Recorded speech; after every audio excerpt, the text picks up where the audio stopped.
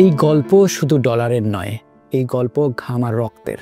যারা মরুভূমির উত্তাপ, মধ্যপ্রাচ্যের আকাশ ছোঁয়া দালানের নির্মাণস্থল কিংবা ভিন দেশের কারখানার বদ্ধ পরিবেশে নিজেদের যৌবন আর স্বপ্নকে সঁপে দিয়েছেন, তারা আমাদের রেমিটেন্স যোদ্ধা। কিন্তু এই রেমিটেন্স যোদ্ধারা যখন দেশের মাটিতে পা রাখেন, তখন তারা নির্মম পরিহাসের শিকার হন। আজকে তাদের এই নির্মম পরিহাসের গল্প আপনাদের শোনাবো।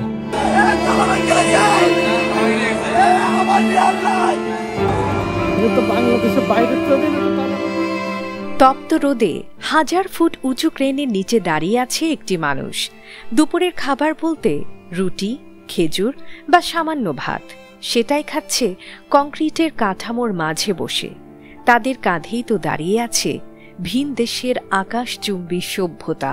উত্তপ্ত বালির ওপর 40 থেকে 50 ডিগ্রি সেলসিয়াস তাপমাত্রায় কাজ করে যাচ্ছে এই মানুষগুলো।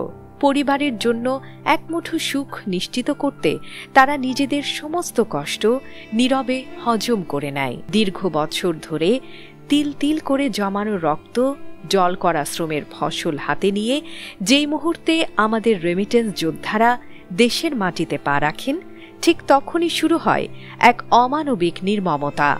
বিমানবন্দরে পা রাখা মাত্রই তারা এক অদৃশ্য কিন্তু অত্যন্ত নির্মম চক্রের শিকার হন।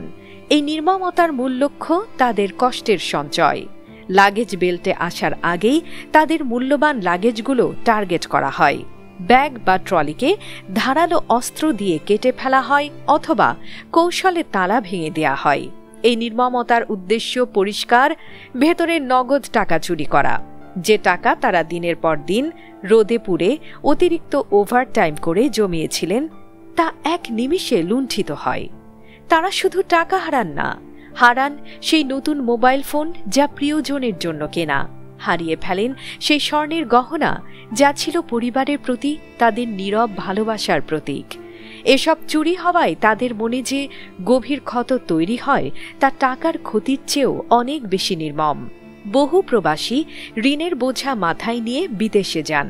দেশে ফেরার পথে সর্বস্ব হারিয়ে তারা এখন আরও বড় ঋণের শিকার। তাদের পরিবার, যারা অধীর আগ্রহে অপেক্ষা করছিল, এখন হতাশার অন্ধকারে নিমজ্জিত। আমাদের রেমিটেন্স যোদ্ধাদের এই বঞ্চনা কেবল আর্থিক ক্ষতি নয়, এটি হৃদয়ের রক্তক্ষরণ।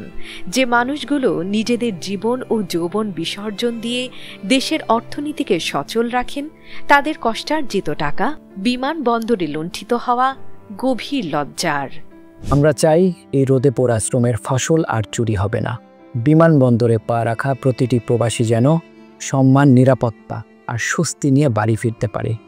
এই রেমিটেন্স যোদ্ধাদের কান্না নয়, বরং হাসি হোক আমাদের দেশের মাটিতে তাদের প্রাপ্য প্রথম উপহার।